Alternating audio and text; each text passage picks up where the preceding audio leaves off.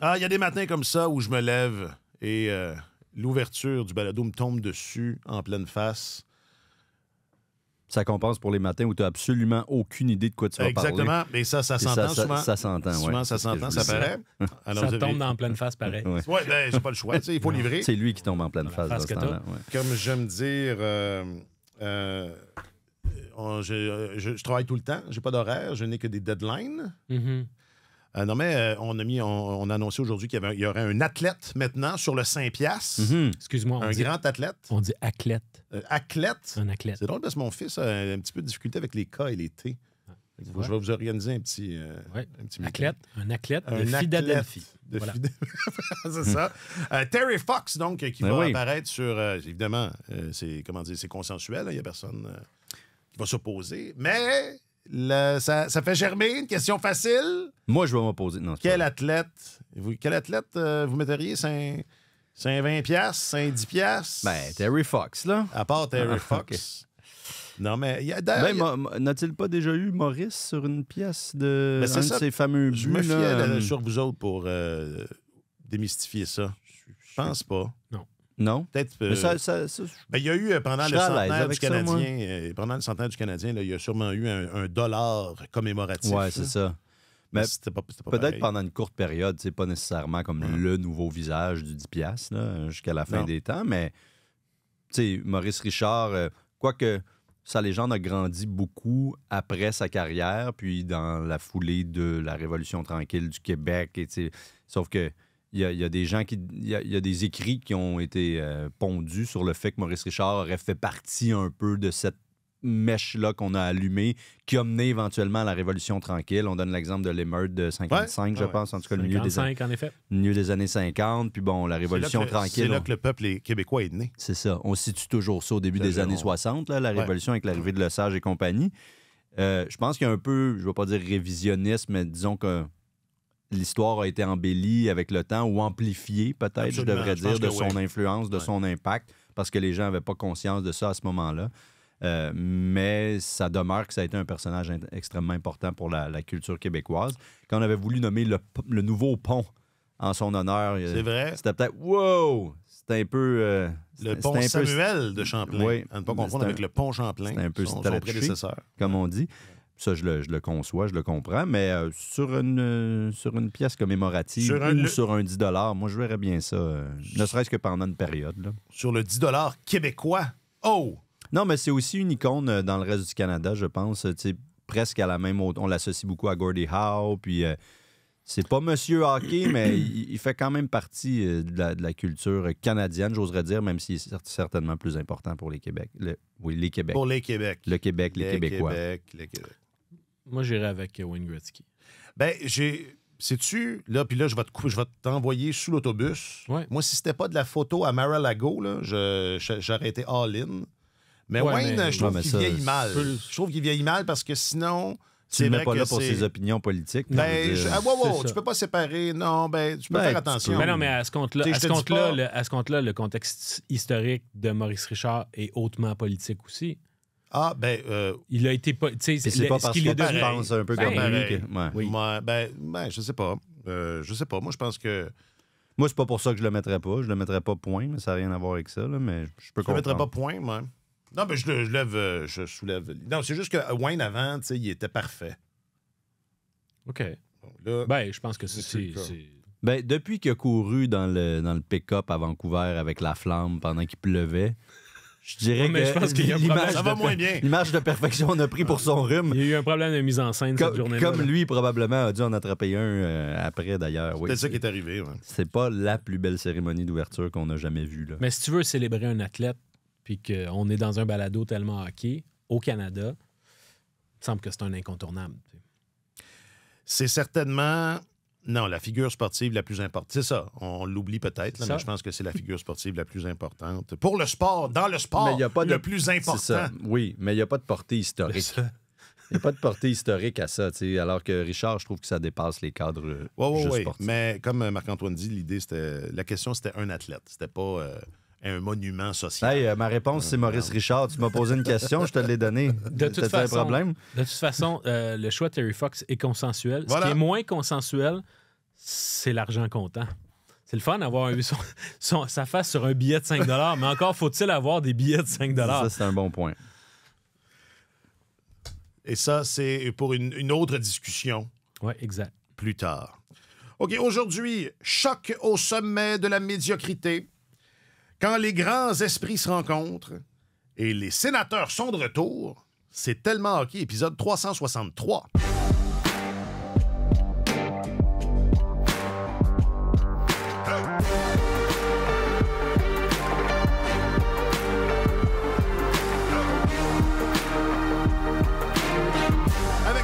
Deux journalistes affectés aux affaires du hockey, messieurs Marc-Antoine Godin et Alexandre Gascon. Salut les gars! Bonjour messieurs! Ah, c'est tellement plus facile à présenter comme ça. Ben oui. J'étais convaincu qu'une tuile allait me tomber sur la tête quand je me suis envenu ce matin parce qu'on n'arrive jamais à faire un balado les trois ensemble. C'est pas vrai, on en a fait un genre la semaine passée. Ben, on était... Hein? Non, Ben oui. on en a fait Ouais, un... ça fait pas longtemps, là. Ouais, il y a le fameux balado... Oni, où j'étais à la maison parce que j'avais un enfant malade, mais on en a fait un ensemble, les trois, ensemble dans le garde-robe depuis. Petite mémoire, ah oui, OK. Petite mémoire, oui. Ouais. Puis commentaire pertinent pour entamer l'épisode, Alex, c'est bon? Tu commences en force. Oh non, je l'ai cassé. Je m'excuse, là, je dis des âneries. Alexandre Gascon et Marc-Antoine Godin, donc facile à présenter. Je disais, bonjour messieurs. Bonjour. Allô. Je m'appelle Alexandre Coupal. Ah oui. Il y a des joueurs, c'est des conversations dans le blanc des yeux. Il y a d'autres joueurs, c'est des séances de vidéo. C'est pas tout pareil, mais c'est tout basé sur le même principe qu'on a besoin de plus sur certains joueurs. Puis ça part toujours avec, la vérité. Puis moi, je leur donne toujours ma vérité. Ça veut pas dire que c'est la vérité, mais c'est ma vérité. Puis eux autres, ils ont une opportunité de me donner leur vérité. Puis là, on arrive à notre vérité. T'sais? Fait que c'est pas... je suis pas un dictateur, mais... je suis capable d'avoir des vraies conversations avec mes joueurs, puis aller chercher qu'est-ce que je veux. Ça s'appelle se dire, c'est 4 vérités. Oui, parce qu'il y a beaucoup de vérité vérité, là-dedans. c'est ça. Il y en a Bon, plusieurs. je vais faire juste une parenthèse. Beaucoup de difficultés avec... Puis c'est pas juste Martin Saint-Louis, là, mais la vérité, c'est supposé d'être la vérité. Il y a d'autres mots, genre ma réalité, mon opinion, mais enfin... bref, mais c'est pas Saint-Louis qui a inventé ça, c'est très dans l'air du temps. Ben, je l'ai moins, là, mais il y a quelques années, là, tout le monde avait sa vérité. Fin de la parenthèse, désolé pour ça. Moi aussi, finalement, je suis sur un départ un peu embrumé. Martin Saint-Louis, donc, c'était en réponse à une de tes questions, Marc-Antoine? Oui, mais en fait, je lui posais la question à savoir de quelle manière il pouvait en même temps ménager un peu les humeurs, les sensibilités ou le tempérament de certains joueurs qu'il pourrait identifier comme étant plus fragiles, puis d'être capable de peser les bons boutons pour les garder proches de lui, puis tout en s'assurant qu'il réclame davantage de ces gars-là quand il a besoin de leur dire « j'en veux plus de toi ». Tu sais, c'est comme il y a un équilibre à aller chercher parce que tu peux pas toujours tu peux pas toujours sortir le bâton, mais ça peut pas être non plus constamment la carotte. À un moment donné, c'est le coach, puis il a besoin de faire passer son message. Ouais. Alors, dans sa réponse, c'est de dire qu'il y a... ça va changer selon les individus. Il va prendre différentes il va s'y prendre de différentes manières. Puis dans ce cas-ci, évidemment, en sous-texte, là, il était beaucoup question de Kirby Dach, évidemment, qui lui est un peu la grande énigme du Canadien depuis le début de la saison. Fait que, tu sais, tu as des joueurs qui ont énormément de confiance en eux. Puis il faut que tu les fouettes un peu, puis tu dis, OK, là, faut que tu les réveilles, une petite taloche derrière la tête. Mais il y en a d'autres, quand tu sens que leur niveau de confiance est bas, tu peux pas non plus les écraser davantage. Fait que ça prend un entraîneur qui a une bonne lecture de son équipe et qui a vraiment le pouls sur la situation. Et je suis pas sûr que ce soit nécessairement tous les entraîneurs qui ont eu ce doigté-là dans l'histoire de la Ligue nationale. Mais alors, j'étais curieux d'avoir l'opinion de Martin à ce sujet-là parce que Kirby Dach est un gars qui a besoin d'être récupéré, si je peux dire. Et qui a besoin qui est plus carotte plus carotte que bâton. Martin Saint-Louis, définitivement un entraîneur plus carotte que bâton. Oui. Définitivement. Oui, Oui. aucun doute là-dessus. À date, il n'est ni carotte ni bâton, Kirby, là, je dirais. Oui, c'est ça. Ni l'un ni l'autre. Mais il a définitivement eu plus de carottes que de bâtons, forcément, puisque son entraîneur, c'est Martin Saint-Louis. Je n'avais pas l'intention de m'épancher sur son cas, mais juste un petit mot. Au-delà que de l'approche, je sais que ce serait vu comme ça, là. Certainement, ce serait vu comme ça de l'extérieur, là. Mais peu importe. Peut-être que ça lui ferait du bien un petit pas de recul, un petit match à l'écart, là. Pas pour le punir, juste pour changer la dynamique, non? Je dis ça comme ça. Écoute, ça pourrait être une stratégie comme une autre. Je pense que rendu là, ils n'ont plus grand-chose à perdre à essayer d'autres choses avec lui. C'est à se demander si les gens de qui Martin Saint-Louis en demande plus ont la capacité de lui en donner plus aussi. C'est souvent ça. Moi, ça me fait rire. C'est comme quand on parle de finition, puis on manque de finition, puis on entend ça de tout temps, là, particulièrement avec le Canadien. C'est ainsi, c'est... Mais souvent, c'est une question de talent, la finition. Je veux dire, c'est pas quelque chose que tu apprends tant que ça. Ça revient à dire on a de la difficulté à marquer des buts parce qu'on n'est peut-être pas si bon là-dedans, ou qu'on a... C'est simpliste comme explication, mais ça revient quand même souvent à ça. Puis pour l'instant, il y a de ça, je pense, dans ce que Saint-Louis dit quand il arrive en nous disant, bon, ben il y en a qui ont besoin d'en donner plus et tout, puis il le répète depuis longtemps maintenant, plusieurs semaines. Puis on constate qu'il y en a plusieurs qui ne sont pas capables. On se fie sur Kirby Dach, sur un échantillon d'une 50aine de matchs à peu près d'il y a 2 ans, où effectivement il avait l'air d'un joueur transformé et prêt à devenir un joueur d'impact. À date, il faut traiter ça comme l'exception dans sa carrière. Alors, est-ce qu'il est capable d'offrir ce qu'on attend de lui ou ce qu'on veut de lui, ce qu'on espère de lui, puis de remplir le rôle qu'on envisageait pour lui dans cette reconstruction-là? C'est vraiment pas clair. Non, mais je pense qu'en même temps, il a tellement été freiné dans son élan que c'est sûr que le souvenir commence à être loin de ces 50 matchs-là, mais au moins, il y a une base sur laquelle vers laquelle se tourner et dire, OK, j'ai déjà j'ai le souvenir d'avoir été un joueur efficace et performant dans cette ligue-là. Je suis capable de le faire. Je l'ai déjà fait. Exactement. C'est super important parce que tu as d'autres gars qui en arrachent au sein de cette équipe-là qui ne peuvent pas se dire la même affaire, qui ne peuvent pas se dire j'ai des points de référence par rapport à comment j'étais en tant que joueur dans la Ligue nationale quand j'étais performant. Caden Primo ne peut pas se référer à quoi que ce soit, par exemple. Bien, Kirby Dach, il peut. Slav aussi. Slav, il peut. Fait que, tu sais, je pense que c'est plus facile dans ce sens, dans ce temps-là, parce que tu as au moins une cible réaliste, une cible déjà vécue que tu peux atteindre. Maintenant, c'est vrai que le souvenir est loin à cause de toute l'année qui a manqué. Je pense que le Canadien a besoin de continuer de lui donner du temps. Je ne sais pas dans quelle mesure lui faire sauter un match puis dire, on va demander pour un match à Alex Newhook d'aller au centre. On va peut-être changer les trios. On va donner un match à Pezzetta. Peut-être qu'à un moment donné, Martin Saint-Louis va dire, ça fait tellement longtemps que Pezzetta ne joue pas que je veux lui donner un match. Puis ça va être l'excuse qu'il va trouver pour retrancher Dach une fois, peut-être. Mais moi, je regarde surtout la confrontation des 4 nations puis la pause de 10 jours, 2 semaines qu'il va y avoir, en me disant peut-être que ce serait dans le calendrier une occasion pour Kirby Dach de faire le ménage, de pouvoir tourner la page puis de au moins s'assurer au retour de cette pause-là de finir la saison en force en disant OK, il me reste 20 matchs, let's go. Puis s'il est capable de finir la saison sur une bonne note, je pense que ça rassurerait le Canadien, mais il y a plusieurs personnes. C'est souvent très long. C'est plate de remettre ça sur le dos d'une blessure puis de dire ah ouais, mais là, il a manqué 1 an, c'est des excuses. Mais le fait est que très souvent, ça prend 1 an à te remettre d'une blessure à un genou qui t'a fait rater 1 an. Alors, c'est normal qu'on soit pas tout à fait là encore avec Kirby Dach. Fait que moi, je me dis, cette pause-là au mois de février, elle m'intrigue parce que je trouve qu'elle donne l'opportunité à Dach de pouvoir au moins, à l'intérieur de la même saison, se créer une mini-saison à la fin sur laquelle il pourrait bâtir. Moi, c'est plus la baboune occasionnelle, puis le manque d'effort, parfois flagrant de Dak qui me préoccupe, là, plus que justement qu'il n'ait pas retrouvé son niveau d'antan. Ouais.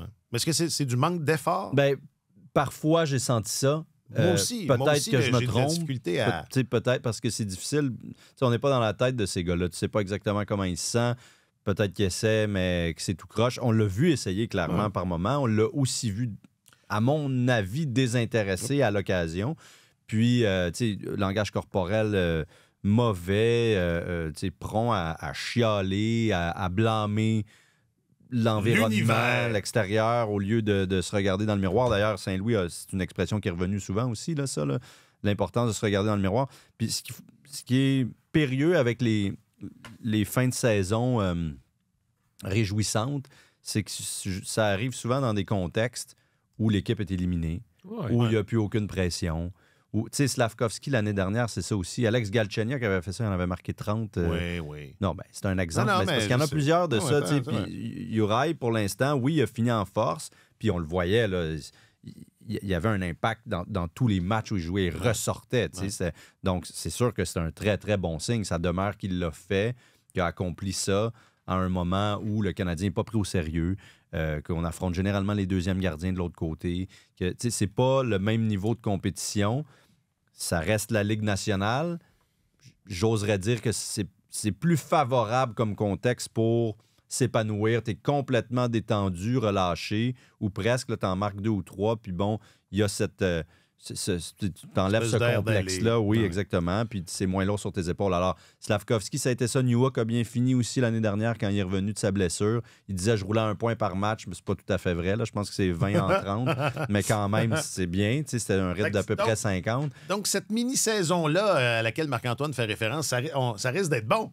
Exact. Ça va être bon. bon. Oui, tout le monde va mais je serais pas surpris que ça se mette à produire. Okay. C'est sûr que il faut faire attention à ça. Quand tu joues sans pression, c'est plus facile. Mais en même temps... C'est du bon rap, par exemple. C'est du bon rap? Quand tu fais jouer sans pression. Ah oui, d'accord. Ça va vite. Pif, paf, bing, bang ici. Là, arrête de dire des âneries. Là, franchement.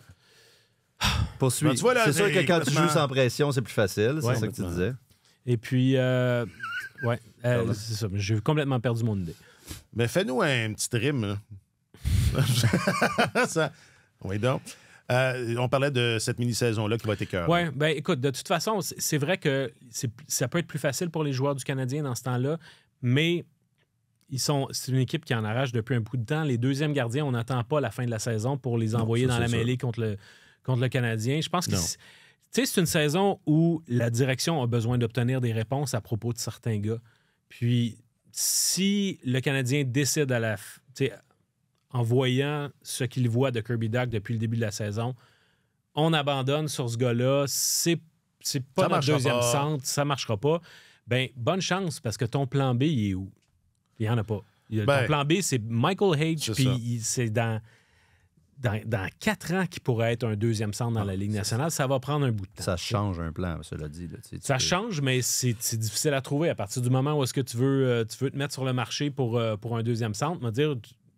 À leur place, je continuerais d'investir des énergies dans ce gars-là en disant que c'était tellement prometteur la dernière fois qu'on l'a vu en santé puis en pleine possession de ses moyens que soyons juste un peu plus patients puis on verra rendu au mois d'avril. Mais c'est ça. Alors, je pense que c'est pour ça que... on est d'accord là-dessus. Là. Mais alors, quand il est question de la carotte et du bâton, je pense que Martin Saint-Louis coach beaucoup en fonction du futur. D'ailleurs, il disait hier à propos de Slavkovski, il disait, je le dis moi-même à Uri, je suis beaucoup plus intéressé par le Slav de l'avenir que le Slav d'aujourd'hui.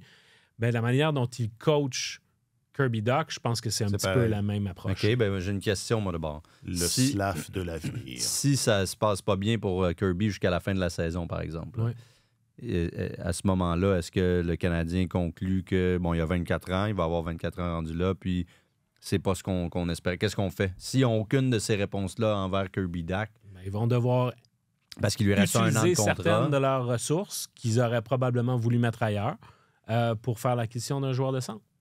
Donc, soit par voie de transaction ou bien sur le marché des joueurs autonomes. Si à la fin de l'année, c'est pas replacé, on verra l'année prochaine, puis on continue avec ce plan-là.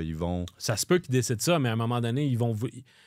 les dirigeants du Canadien ont aussi de la pression qui vient d'en haut. Il y a sûr. les attentes ne vont qu'augmenter d'une année à l'autre, puis à un moment donné, tu as besoin d'avoir quelque chose de concret sur lequel bâtir.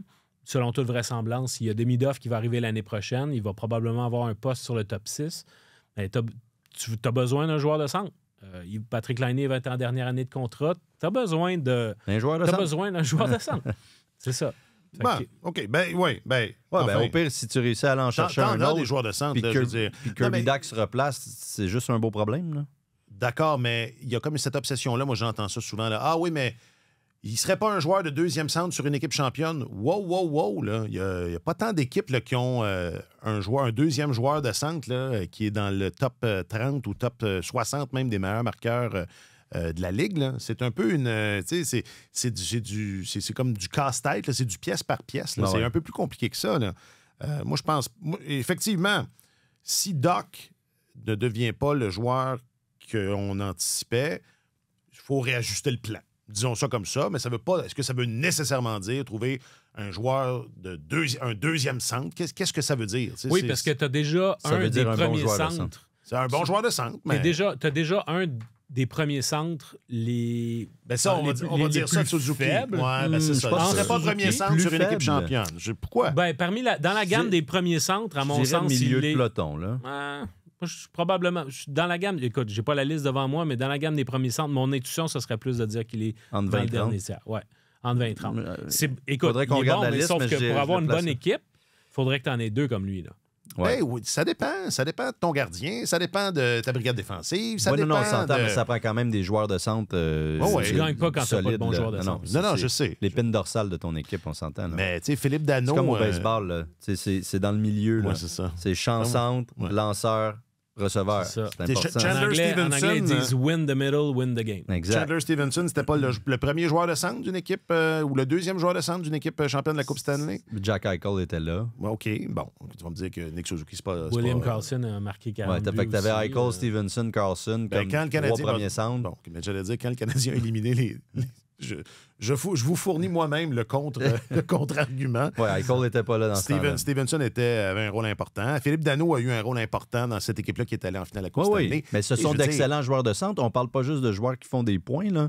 Mais tout le monde disait que Philippe Danault, c'était pas un deuxième centre dans une équipe championne. Oui, mais ils se sont trompés, je pense. Mais je veux dire, parce que Philippe Danault à son apogée, je pense que ça faisait tout à fait le travail comme deuxième centre d'une équipe potentiellement championne. Mais Patrice Bergeron n'a jamais fini dans le top 10 ou le top 20 de la Ligue nationale. Puis il n'y a personne qui va dire que Patrice Bergeron, c'était pas un premier joueur de centre. Non, mais c'est un lauréat annuel. C'est un des 5 meilleurs joueurs de l'histoire des Bruins. Non, c'est ça, exact, mais c'est pas un producteur de points. Donc, fait que ce n'est pas... On ne juge pas la qualité d'un joueur de centre uniquement en fonction de sa production, on s'entend, là. Mais ça demeure que, oui, c'est super important. Les Prédateurs de Nashville en font la démonstration en ce moment. C'est ça. Là. Colorado a beaucoup de difficultés aussi à... Là, ils sont allés chercher Casey Mittelstadt l'année dernière. Ça aide, mais on en cherchait un joueur de centre de qualité derrière Nathan McKinnon depuis longtemps. Donc, ça demeure super important, surtout si tu n'as pas une dynamo top 10 de la Ligue nationale, mettons, là. Comme premier centre. Ouais. Je pensais pas qu'on réussirait à parler autant de Kirby Dach. Je pense que tu voulais pas en parler. Moi, je voulais pas en parler. Mais voilà. Non, mais c'est important. Puis là, en plus, Christian Dvorak va sûrement partir. Qu'est-ce qui va arriver avec Jake Evans? Est-ce que tu vas... Jake Evans, là, c'est important. Il va falloir que tu le paies. Parce que je pense que sur le marché des joueurs autonomes, c'est un joueur qui irait chercher quand même plus d'argent que ce qu'il fait maintenant. Est-ce que le Canadien va vouloir lui offrir ce qui... Moi, je ne fais que répondre par des onomatopées. Hein? Est-ce que Owen Beck est prêt à prendre la relève dès l'année prochaine? Non, c'est super important. Si Jake Evans quitte cette équipe-là, je quitte le studio. Mon Dieu. OK, je vais commencer à préparer mon rôle d'animateur dans ce cas-là. Evans et Armia, toi, c'était deux. Armia, je comprendrais, là, mais cette équipe-là n'a absolument pas les moyens de se passer de Jake Evans. Puis si ça coûte 500 000 de plus, il va falloir le mettre parce que, voyons donc, ce serait suicidaire. Donc, à moins de le remplacer, mais là, de le remplacer par qui et comment, je sais pas. Non, c'est ça. Non, je parle de le remplacer par un joueur qui a de l'expérience établi. Dans ce rôle-là, c'est parce que tu peux pas non plus... Si, dans une perspective à long terme, tu penses à cette équipe-là comme étant une équipe compétitive, et que dans une équipe compétitive, il deviendrait ton 4e centre, tu peux pas payer ton 4e centre 3 millions et demi par année. Mais non, c'est ça. Fait qu'à ce moment-là, Mais tu là, dis, il- OK, puis tu le remplaces pour les fonctions qu'il remplit très bien.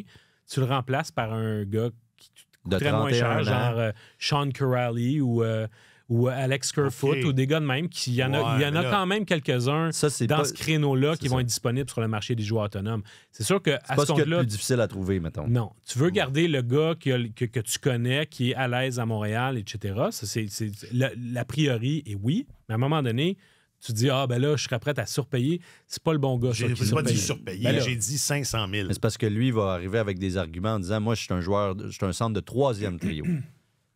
Puis là, c'est peut-être pas le constat que va faire le Canadien. Puis il risque d'avoir à ce moment-là petite chicane. Ben, pensez-vous que Jake Evans serait capable d'aller chercher 3,5 millions par année sur le marché des joueurs autonomes? Je sais pas. Je pense pas, moi. Non, sûrement pas. 3. Peut-être 3. Mais Ben, puis vous payeriez Oui, pas ça. 3. je serais plus à l'aise à 2,5, mettons. Ben, évidemment. Fait qu'on règle-tu pour 2,75? Puis... Mais tout ça pour Non, dire mais que c'est de ça dont je parle. Dak Je parle ou pas pas, de payer 3,5 même si Dak, ça va mieux, puis Kevin reste, Dvorak parti, ça leur en prend un autre, là. Oui, mais là, c'est là que vos solutions, là, Alex Kerfoot et tout ça, là, ça entre en ligne de compte. Ben, il faut pas oublier que Oliver Kapanen aussi est prévu comme Ouais, étant un joueur de centre. ouais. L'année prochaine, ils vont certainement le ramener. Oui, Alors mais que ça ils vont le ramener soit à Montréal, soit à Laval. Oui, Mais- mais ça fait partie de l'éternel recommencement, je trouve, de donner un poste de Parce centre que- à Oliver Kapanen l'année prochaine. C'est ça. Parce que, puis ça, c'était un sujet qu'on a effleuré, puis j'annonçais l'épisode en disant choc au sommet de la médiocrité, parce que les Sabres de Buffalo sont en ville, on est mardi, donc sont en ville ce soir. Puis il y a beaucoup été question, justement, là, de faire des analogies un peu, parce que les Sabres, c'est l'exemple qui ne cesse de se répéter du phénomène de la reconstruction. Puis un des éléments qui est facile à identifier, c'est ça, c'est que c'est encore l'équipe la plus jeune de la LNH. Puis là, il y a d'ailleurs un clan, il y a des clans là, qui dans la confrérie des observateurs, là, il commence à avoir le clan des pro-jeunesse, puis les clans de wow, ça prend des vétérans. Et les Sabres sont un exemple là, assez probant pour le clan des pros-vétérans. Et là, si on parle d'amener Demidov, d'amener Kapanen, Owen Beck, wow! Tu sais, Et wow! des défenseurs Et des aussi. jeunes défenseurs. Logan Mayou, Ben, le David Reinbacker. Comme Savard, Matheson, Dvorak, Armia, out. On remplace tout ça par Constantin Corneillev. Bogdan Konyushkov. Il y a quelque chose qui... Non, mais... Ryan Kouabara. Bon, OK, je vais en sortir. Je vais arrêter de Gretsch retourner Gretsch vers- Papatwika. Il y a quelque Non, chose c'est un vrai joueur. Alex- Gretsch Papatwicker. non, Alex, c'est il ça. n'a pas compris la consigne. Non, non, il c'est est pas rendu- grave. Non, mais c'est parce que ça il est m'a fait rendu, penser à Gretsch. Oui. voyez où Scroton je vais. Botelara. Vous voyez où je veux en venir? Oui. Bon, alors, quelque chose doit donner. Oui. Ah ben, c'est certain que tu as besoin du talent que la jeunesse t'apporte parce que si tu es en reconstruction, généralement, tu as repêché haut, tu amènes du sang neuf, tu amènes du talent, c'est important, mais à un moment donné, tu noies le poisson si jamais il n'y a que ça. Tu ne gagnes. Dans la Ligue nationale, tu ne gagnes pas avec une équipe qui est trop jeune. Elle peut être très prometteuse, hyper talentueuse, mais il faut que tu lui donnes le temps. Puis si elle n'est pas bien entourée puis qu'il n'y a que des jeunes, à ce moment-là, ils vont manquer de points de référence, ces jeunes-là, parce qu'on regarde là, les Oilers d'Edmonton avant qu'ils repêchent Connor McDavid, ce n'était que ça. Ils en avaient une figure d'influence, c'était Ryan Smith, puis ils l'ont échangé aux Islanders de New York. Mais c'était un peu une garderie. Puis finalement, on a donné à tout vent des contrats à long terme aux Jordan Eberle, Taylor Hall, Ryan Nugent-Hopkins, puis ça ne levait pas. Puis c'est un peu semblable ce qu'on voit avec les Sabres en ce moment. T'sais. Alors, ils sont allés chercher Jason Zucker, qui est là sur un contrat à court terme, mais c'est un jeune groupe. Puis ils en ont encore des jeunes qui doivent être incorporés à ce groupe-là. Fait que je trouve que c'est une belle mise en garde pour le Canadien, qui a énormément de joueurs prometteurs qui vont venir ajouter au bassin de talent de cette équipe-là. Puis j'ai hâte de les voir, mais il faut quand même que le dosage soit approprié. Puis tu ne veux pas te retrouver non plus dans une situation, la ligne de centre étant aussi importante, où tu as en même temps Owen Beck puis Kapanen qui sont tes joueurs de centre là, dans les 3 prochaines années. Là, Ouais. Fait que tu as besoin, laisse-les mûrir. Puis en attendant, essaie d'aller chercher pas seulement des gars qui vont être des bouche-trous en attendant, mais visons plus haut, tu sais. Ah, ben oui. Idéalement, mais ça, c'est pas toujours facile, surtout dans le contexte montréalais. Pourquoi tu rigoles? Parce que Jack m'a envoyé une photo. Une référence quand on parlait de Sans pression tantôt. Ah, les gars parlent de rap. Les gars parlent de rap pendant que nous autres, on parle de choses sérieuses. Pourquoi c'est pas sérieux, le rap? Ben, pas dans le cadre du balado. Pas dans le cadre du balado. J'ajouterais à ça, Marc-Antoine. C'est difficile aujourd'hui. Ça s'anime, je trouve que c'est bon. J'ajouterais à ça, Marc-Antoine.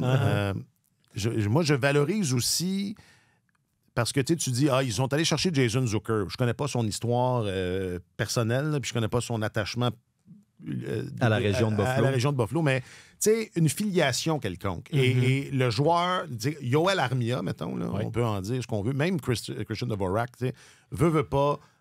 Ils sont ici depuis un certain temps. Il y a un lien. T'sais, ils sont pas là juste... Ben, peut-être, là, mais c'est que si tu les gardes, il y a un effet de continuité.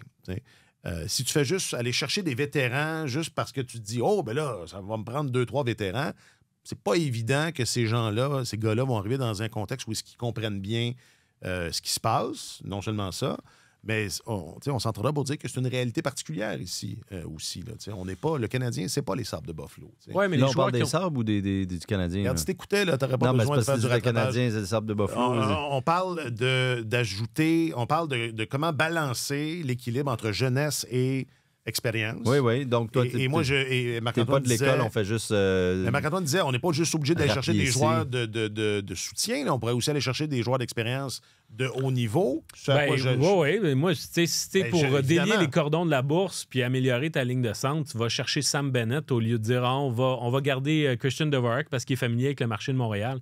Les vétérans, à un moment donné, s'ils sont dans la ligue depuis assez longtemps, ils comprennent très bien les nuances du marché de Montréal. Mais Bennett viendra pas à Montréal. Non, c'est ça. C'est ici. Dans l'éventualité où il accepterait.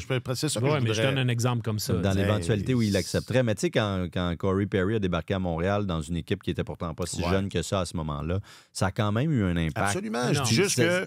Ça s'est vu. Puis chez Weber avait un impact un profil particulier. Mais c'est ça. Mais c'est pas Jason Zucker, tu sais. Non, mais d'accord, mais Perry est arrivé en pleine pandémie, il n'avait jamais joué à Montréal, passé sa vie ou presque en Californie, tu sais, je veux dire. Mais c'est ça, c'est un gars qui connaît les subtilités de la game, puis qui en a vu d'autres, puis qui sait comment gagner dans cette ligue-là. Alors, c'est sûr que ça prend ça, je pense, pour le Canadien. Quitte à...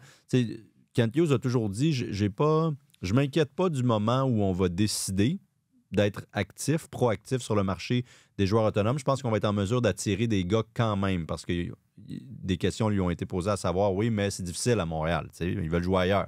Il dit, moi, je m'inquiète pas de l'attractivité du marché quand on va décider d'appuyer sur la gâchette. Mais ça, je ne sais pas s'il y a probablement des informations privilégiées qu'on n'a pas. Là. Évidemment qu'il y a une bonne touche avec des joueurs, on s'entend, étant donné son passé, mais il est peut-être conscient que c'est peut-être plus facile que ce qu'on peut penser d'attirer des joueurs à Montréal, mais ça reste il ne l'a pas fait encore. Alors, il y a ce défi-là et il a toujours dit on ne veut pas surpayer maintenant parce que quand tu vas sur le marché des joueurs autonomes, forcément, tu vas payer un peu trop cher, un petit peu plus que la valeur du joueur parce que ce sera pas... On sait que ce contrat-là hypothétique qu'on donnerait serait rentable dans les 3 premières saisons, mais nous, on ne sera pas rendu là dans les 3 premières saisons. Alors, quand nous, on va être rendu, ben là, lui, il ne sera plus là. Puis bon, vous comprenez le principe? Ben, peut-être, mais ça va prendre du monde pour t'amener là aussi, tu sais.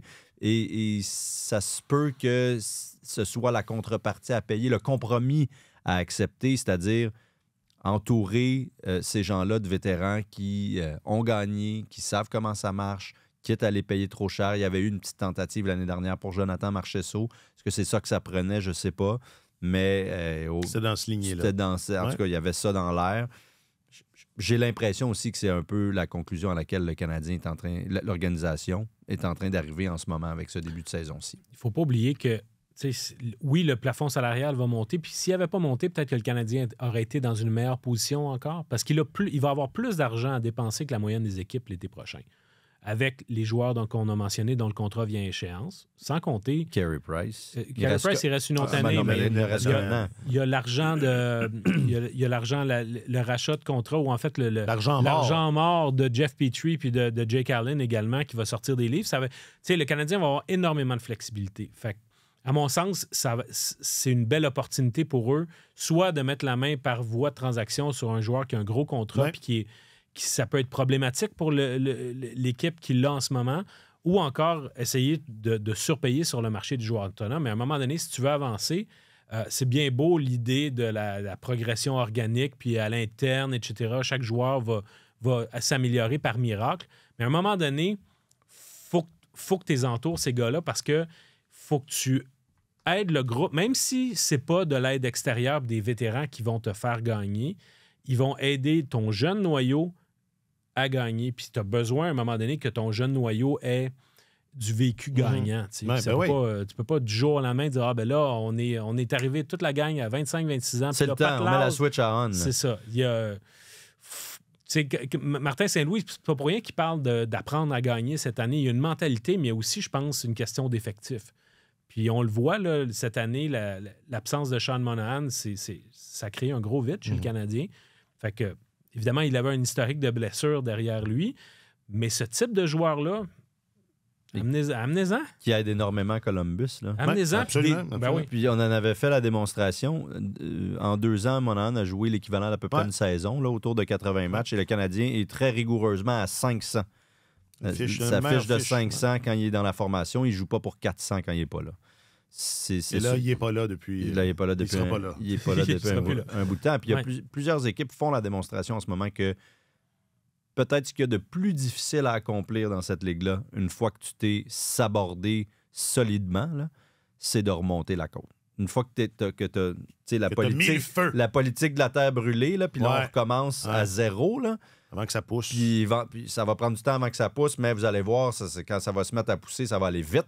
Ouais, non. Ben non, pas nécessairement. Hey, les Ducks d'Anaheim, c'est extrêmement long pour renverser la tendance. Les Sénateurs, les Wings, vous les connaissez. C'est vraiment un piège.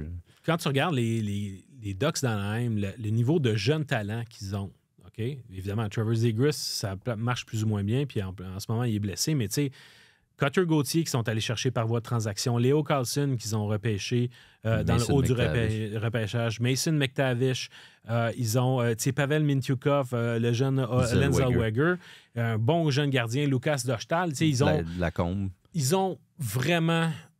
une beauté, cet homme-là. Le Bo Jackson. Bo Jackson. Ah, OK. Non, c'était pas pour ça? Non, c'est pas pour ça. Mais c'est Jackson Lacombe. Ça marche des fois, la nature... C'est vraiment un beau gars? Non. OK. Non. Mais bref... on n'ira pas là. C'est long pour des équipes comme ça qui ont accumulé énormément de talent. C'est un bassin de jeunes talents qui fait rêver le reste de la ligue, mais tu dis, c'est pas pour demain non plus. Puis tu as des vétérans là-dedans qui sont là depuis longtemps. Là. Il y a Cam Fowler, à un moment donné, lui, il voyait ça venir, puis il dit, ça va être trop long, mon goût. Est-ce que je peux m'en aller? S'il vous plaît. Fait que là, ils l'ont envoyé à Saint-Louis. S'il vous plaît. Mais je trouve que le Canadien, c'est des pièges à éviter, mais en même temps, est-ce que c'est à quelque part inévitable, justement? Que tu te retrouves avec un pool de jeunes joueurs dans le cadre d'une reconstruction, puis que tu sois face à ce genre de défi-là où tu dis, c'est inévitable que tu sois face au défi, puis il y a des pièges à éviter pour essayer de le relever. Mm-hmm. Parce que... Puis il n'y a pas tant d'équipes qui ont fourni j'ai juste le blueprint en tête, là, mais le modèle ou le plan de match. On peut dire, oui, il y a les Oilers, mais c'est parce que le Canadien n'a pas repêché comme. Non, puis les Oilers, avant McDavid, ça ne marche pas. Exactement. C'est ça. Puis c'est Connor McDavid, là. Il y en a. Et Draisaitl, tu sais. Ah oui, j'avais oublié. Question du public, réseaux sociaux. Question du public, réseaux sociaux. Question du public, réseaux sociaux. Question du public, réseaux sociaux. Question du public sur les réseaux sociaux. Là où ça fait mal, réseaux sociaux. Question du public sur les réseaux sociaux. sociaux, réseau, public, question du public, question du public, question du public, question du public, question du réseau. Mais là, pour se mettre de bonne humeur, je sais pas, la question est guillerette depuis quelques éditions. C'est sûrement pour balancer. On a demandé via les réseaux sociaux de Radio-Canada Sport l'arrivée, complétez la phrase, j'ai toujours mes... J'aime le modèle. L'arrivée de Lane Hutson est la meilleure chose qui soit arrivée aux Canadiens depuis... Alors, sur Facebook, Louis dit depuis Kovalev. Ah, intéressant. Toujours sur Facebook, Richard dit depuis trop longtemps. Ça, c'est vrai. Steve, et ça me parle. Steve dit depuis que j'écoute le hockey, année 2000. C'est pas mal là que moi aussi, je me suis commencé. Francis dit depuis Carey Price. Ça, c'est toujours sur Facebook. Sur le Tube, il y a Joe Bob qui dit depuis que Martin Saint-Louis est devenu entraîneur.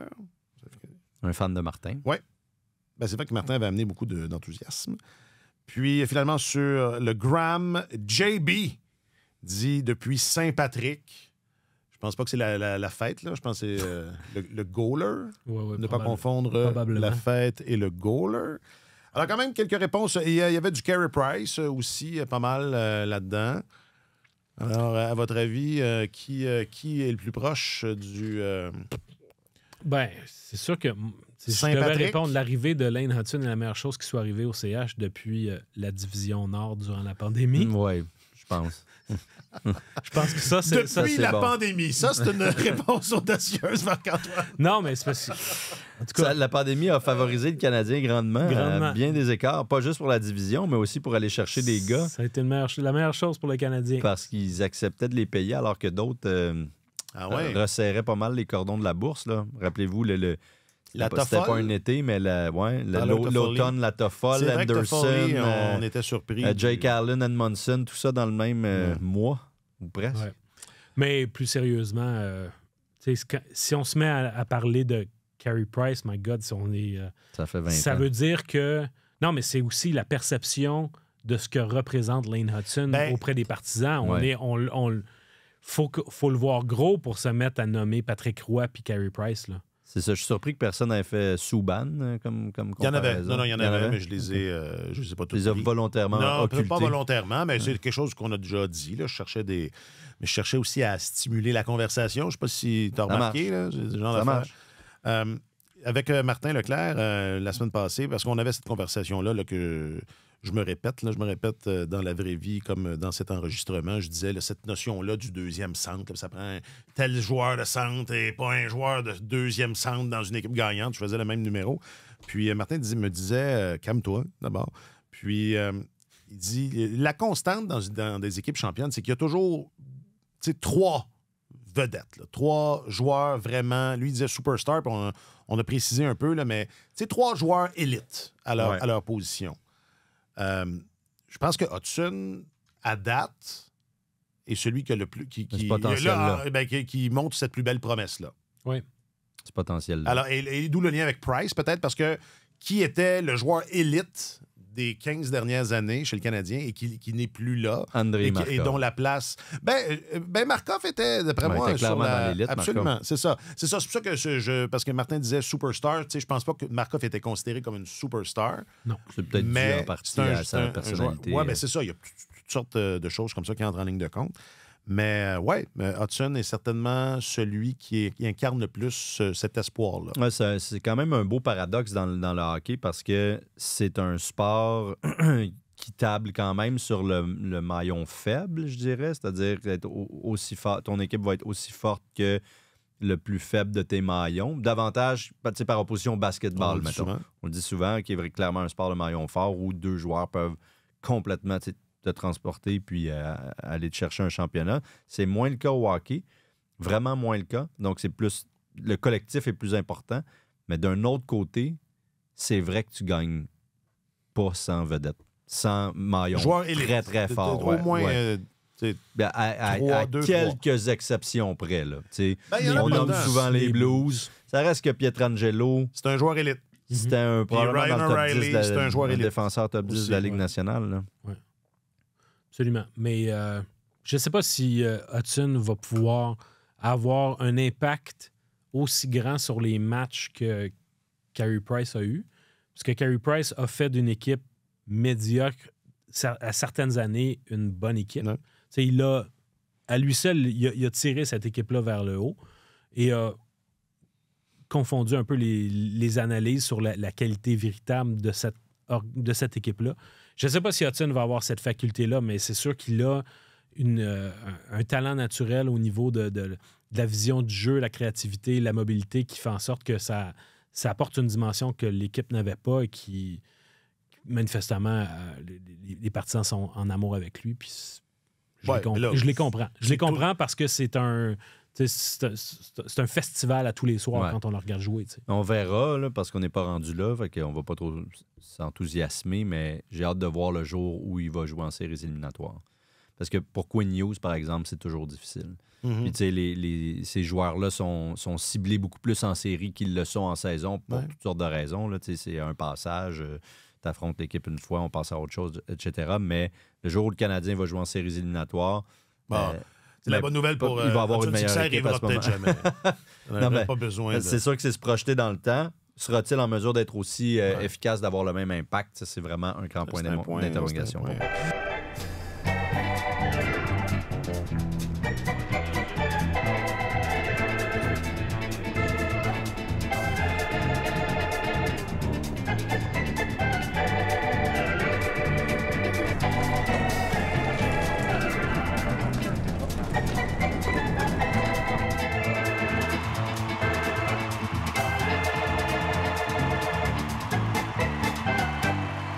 Bon, le temps file, les gars. Deux affaires. D'abord, Alex, tu as jasé avec Julien Brisebois. Oui, un petit peu. Le niveau intellectuel devait être très élevé. Je pense que une conversation à laquelle tu n'étais pas invité. Là. Ben non, moi, je me qualifie pas, mais même pas. Je même pas la ronde pré-qualificative.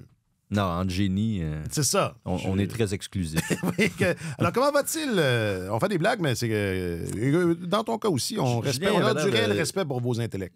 Julien avait l'air de péter le feu, honnêtement. Je pense qu'on lui a parlé dans le cadre de la confrontation des 4 nations et du fait que la Ligue nationale veut mousser son tournoi.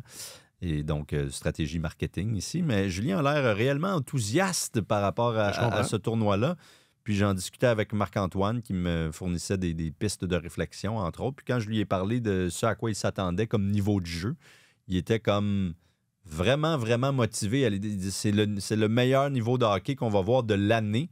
J'étais comme, ouais, vraiment, parce qu'on va approcher des séries éliminatoires. Puis, c'est pas les Jeux olympiques non plus. Puis je comprends que les gars, à chaque fois qu'ils portent le chandail de leur nation, il y a forcément beaucoup de fierté, mais... Sauf quand c'est au mois de septembre, avant que la c'est ça. Commence. On a déjà vu des éditions de la Coupe du Monde être peut-être un peu moins passionnelles qu'un tournoi olympique, par exemple.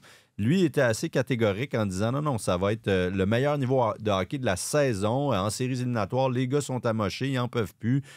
C'est pas que des vedettes, etc. Quand tu es rendu en finale, et là, ce ne sont que... des vedettes, c'est la fine fleur de la Ligue nationale, des pays qui sont toujours parmi les prétendants. Puis parallèlement à ça, c'est pas comme les Jeux olympiques où forcément tu as des nations qui sont plus faibles, dans les championnats du monde aussi, l'Italie, la France, peu importe. Donc là, ça va être que de l'intensité maximale dès le départ. Tu perds un match, puis tu es pratiquement déjà éliminé, tu te retrouves dans le trouble. Alors lui, il semblait être convaincu qu'on allait avoir droit à un beau tournoi, puis il a insisté sur le fait que les autres... Parce que je lui demandais c'était quoi sa préoccupation dans la composition de l'équipe. Il n'a pas voulu aller là. Et puis il disait plutôt... m'a vu venir de loin. La partie d'échec entre ces deux-là, Marc-Antoine. Alors, écoute, ça a fini patte. Mais ça, c'est un match nul, l'échec, si on veut. Et puis... échec et patte. Non, il n'y a pas d'échec avant le patte. Juste patte. Si je voulais dire. Il n'a pas voulu aller là.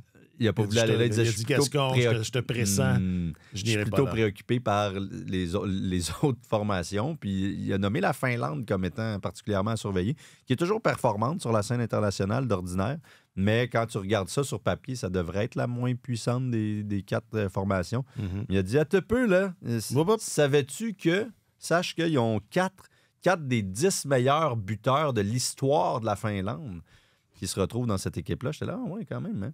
Lainé est 10e en termes de buts marqués. Là. quand on parle de la Ligue nationale, évidemment. Alors, bref, c'est ça. On a jasé d'un peu tout ça. Il a défendu Samuel Montembeault, aussi la sélection de Samuel Montembeault, qui a fait réagir un peu dans l'Ouest canadien, là, certains chroniqueurs... Ouais, est-ce que ça a eu à l'épiderme On en a parlé sensible. ici un peu, mais est-ce que... Je pense pas que ça a eu une si grande résonance, là, Non, mais... Qu'est-ce qu'il disait à propos de ça?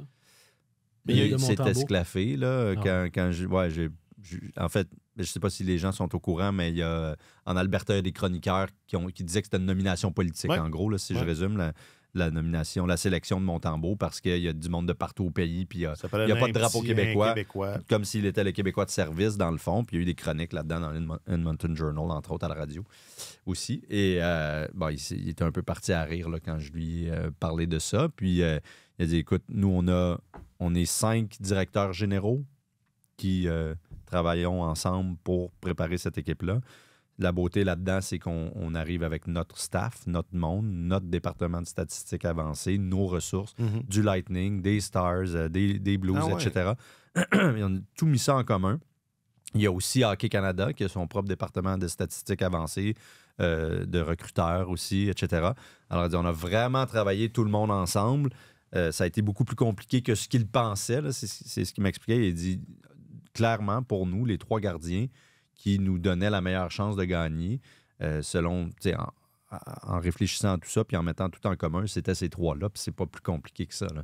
Puis oui, la médaille au championnat du monde de Samuel Montembeault a pesé lourd dans la balance, dans la mesure où il a dit qu'il y a beaucoup de gens chez Hockey Canada, entre autres, pour qui ça a été révélateur, qui ont ouvert ça leur a ouvert les yeux sur le potentiel puis l'habileté de ce gardien-là. Donc, je pense que ça a eu quand même un certain poids, mais on s'entend que même si Sweeney a dit, et Brisebois me l'a répété encore hier, que ce sera probablement le gardien le plus en forme du moment qui obtiendra le filet, je serais quand même surpris qu'on le confie à Montembeault. Là. On verra. Et la réalité, c'est que si tu joues 3 ou 4 matchs, ce qui est le minimum ou le maximum, ben il y a des bonnes chances que tu n'aies pas besoin d'en utiliser plus d'un. Alors, ça demeure une sélection. Mais il a été pris pareil, donc il y a quand même un niveau de confiance là où si d'aventure, il fallait l'envoyer dans la mêlée, on est quand même à l'aise. Alors, il y a vraiment...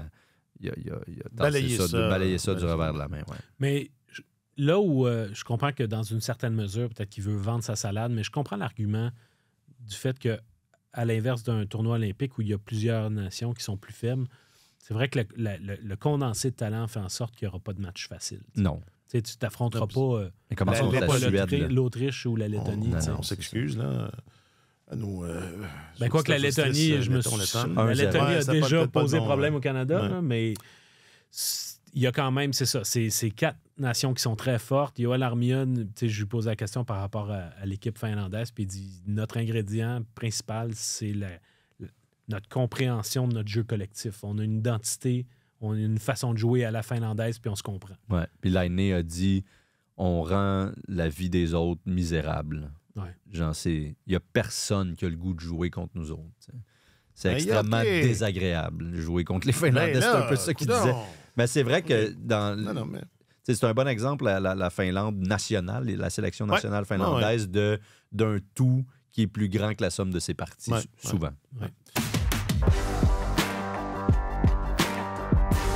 Bon, j'hésite depuis le début de cette saison que plusieurs ont déjà, mis de côté en ce qui a trait aux velléités du Canadien de faire partie d'un quelconque portrait. Mais, à l'occasion, on a soulevé ici que c'est tellement n'importe quoi les 8 équipes exclues du portrait des séries en ce moment. Je pense qu'il n'y en a pas une qui joue pour 500, que ça prend 2 semaines à une équipe pour se replacer. Puis c'est un peu ce que les Sénateurs ont fait lors des 2 dernières semaines, alors qu'au début du mois de décembre, ils étaient à peine 1 point au-dessus du Canadien, je pense, l'avant-dernier rang là, dans l'association. Et là, ils sont une des 2 équipes repêchées. Ouais. Alors, est-ce qu'il y a là une illustration qu'effectivement, vous pouvez être mauvais, là? C'est un bon temps pour être... Non, mais vous avez le temps d'être mauvais, là. Ou c'est pas aussi simple? Je pense que d'un côté, les Sénateurs profitent de la débandade des Rangers de New York qui, normalement, devraient, en toute logique, selon la qualité de cette formation-là, aurait dû être parmi les 8 équipes. Mais là, la dégringolade est sérieuse. Mais les Sénateurs ont également profité du fait que Linus Ullmark s'est vraiment distingué devant le filet. Il s'est imposé. Puis finalement, il donne à cette équipe-là un élément qui lui manquait depuis très longtemps. Parce que c'est drôle, les Sénateurs ont eu de bons gardiens, mais ils ont eu des bons gardiens qui sont devenus bons après avoir quitté Ottawa. Ou qui étaient bons avant d'arriver. C'est ça. Philippe Gustafsson. Il y a un côté, il y a un côté kryptonite là, avec le demi-sac bleu du gardien. Au centre canadien de Tire. Oui, exact. Mais on dirait que pour Linus Ullmark semble avoir solutionné l'énigme. Et puis, ça fait toute la différence pour les Sénateurs. Est-ce qu'ils vont être capables de maintenir le rythme? Tu sais, ce qui est difficile, c'est que quand tu es une équipe qui est juste dans le mix, mais qui n'est pas nécessairement une équipe solide à la base, c'est que tu es assez bon pour pouvoir avoir des poussées victorieuses qui vont t'amener dans la zone intéressante. Mais est-ce que tu es capable, après ça, d'avoir une autre poussée plus tard? T'en as-tu une autre dans le corps pour assurer ta place? Parce que, tu sais, on a beau être le 17 décembre, puis les Sénateurs sont à égalité avec les Flyers de Philadelphie pour une place en série. C'est pas donné que, rendu au mois de février, ça va être encore la même chose. Alors, il faut toujours que tu aies au moins 2 séquences victorieuses. Une qui te ramène, puis après ça, une autre qui te permet de rester. Alors... celle-là, les Canadiens ne l'auront pas. Là. Ça, je vous le dis tout de suite. Ben écoute, le Canadien, sous Martin Saint-Louis, le Canadien n'a jamais eu de ce type de séquence-là en partant là. Si ça en prend 2, ils n'ont même pas eu la première des 2. Ils n'ont jamais gagné 4 matchs de suite sous Martin Saint-Louis. Une fois, je pense, quand il venait juste d'arriver. C'est 2 premières semaines. C'est ça, une fois, juste c'est une fois. Oui, dans ses premières semaines, effectivement. Mais ça compte pas. Mais je trouve ça intéressant. Puis je trouve aussi que le timing est le fun par rapport aux rumeurs d'échange de Brady Tkachuk avec les Rangers, puis le fait que le propriétaire Michael Andlauer soit venu à la défense de son capitaine, puis en disant, on est du victime... maraudage mou. Du maraudage mou. Du MM, comme on l'avait baptisé. C'était peut-être que c'était grimper des rideaux, peut-être que c'était des enfantillages, ça n'avait pas lieu d'être. Des ennuis, je ne sais pas. honnêtement. Oui, c'est ça. Mais... Je suis pas d'accord. Non. Andlauer, cependant, a montré une chose qui est hors de tout doute, c'est que il allait venir à la défense de ces gars. Oui, c'est ça. Il valorise c'est du leadership. Brady Tkachuk, puis il dit, nous, on t'aime, on croit en toi, puis arrêtez de lancer des rumeurs comme quoi on veut l'échanger, on veut le garder. Fait que je trouve que c'est un exercice là, moi, je suis entièrement d'accord. J'allais dire de protectionnisme, mais c'est pas ça parce que ça n'a rien d'économique. Mais ce que je veux dire, c'est que il y a un entretien de ton produit qui doit vraiment lancer le bon message à l'intérieur de l'organisation pour les partisans. Puis c'est peut-être pas un hasard finalement que la montée des Sénateurs ait coïncidé avec ce moment-là. Parce que ce que ça dit, c'est que quand des autres équipes parlent de mon capitaine, ça me gosse. Puis je vais faire en sorte que tout le monde le sache. On verrait pas pour Jeff que ça Molson arrête. Monter aux barricades comme ça. Non, mais on verrait pas non plus. Ben, je sais pas. Bon, parce qu'on verrait pas non plus Larry Brooks écrire là, sur l'intérêt des Rangers d'aller chercher Jake Evans. Ouais, Nick Suzuki. Je sais pas. C'est pas pareil. Le capitaine. Ben là, voyons, s'il avait parlé de ça, ça aurait fait réagir autant comme autant. Là. Non, je sais, mais je veux dire, je pense pas que les Rangers... T'sais, on l'aime, Nick Suzuki, mais c'est pas Brady Tkachuk. Je sais pas, c'est pas le même... Non, on se perd, là. On se perd en conjoncture. Je trouve qu'il y a peu d'amour pour Nick Suzuki dans ce balado. Non, mais je veux dire... Non, écoute, Nick joue de l'excellent hockey, mais c'est des pommes et des oranges dans le type de joueur. C'est ça, puis je parle aussi au niveau... Ça, oui. Au niveau pas de la réputation, mais moi, j'ai l'impression que cette idée-là, si c'était une vraie idée là, de la part des Rangers, ils essaient de reproduire ce que Matthew Tkachuk a fait avec... et pas besoin d'être bien brillant pour penser... On va aller chercher l'autre Tkachuk. Pour penser que Brady Tkachuk, c'est un genre de Matthew Tkachuk, alors que je pense pas que le Canadien a un joueur... Faut pas être Julien Brisebois pour penser à ça. Non, ou même Alexandre Gascon. Oh là là. Alors voilà, tout est possible, mais c'est vrai qu'il faudra voir s'ils sont capables de consolider cette montée avec une autre.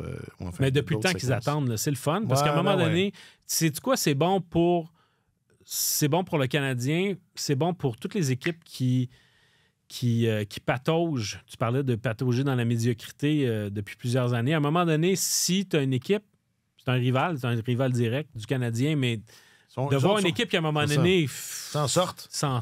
Ben, tu dis, bouscule nous aussi. l'ordre Pourquoi établi. pas nous, là? Ouais, puis ils peuvent très bien rattraper les Bruins, là, qui sont juste au-dessus, puis qui c'est pas un gage de succès non plus. Donc, Non, ouais. ils ont eu leur petite poussée qui vient avec le changement d'entraîneur. C'est un classique, mais est-ce qu'ils sont pour autant sortis du bois? C'est ça.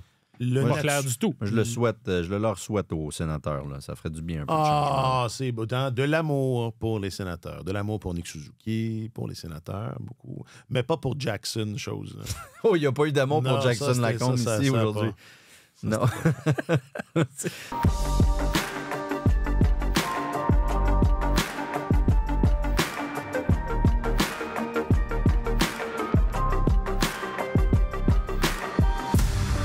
Ah, les gars, c'est ça.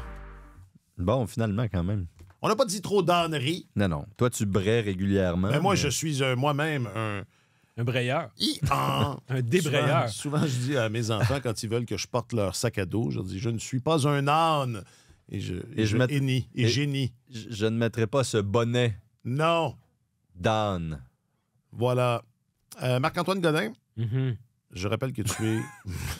Es-tu fâché? Non, pas du tout. Il se retient. Es-tu fâché? Oui. Je rappelle que tu es l'un de nos 2 journalistes affectés aux affaires du hockey. C'est bien que tu le rappelles. Puis on passe toute la semaine ensemble. Oui. Parce que Martin est en vacances, on le salue. Puis la semaine d'après, c'est Alex qui va être en vacances. Ben, ouais.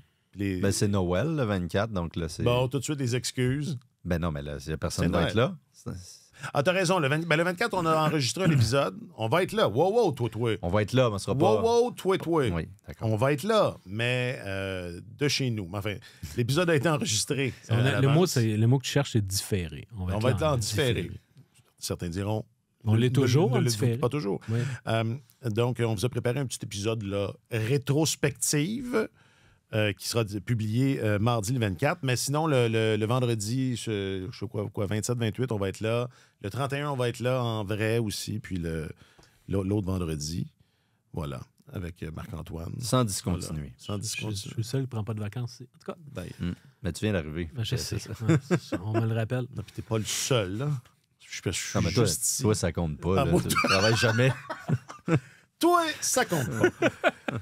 Alexandre Gascon, tu es notre autre journaliste affecté aux affaires du Canadien. Et toi, ça compte. Mais, Merci beaucoup, les gars. C'était bien le fun. c'était très Oui, agréable. on reprend ça. Jacques-Alexis Bernardin réalise tellement hockey. Réalise que c'est long un Il peu. cet réalise épisode-là. qu'il va falloir qu'il fasse un peu de montage. Merci beaucoup, Jacques-Alexis. Je m'appelle Alexandre Coupal. Hey, bon, dernier sprint, là.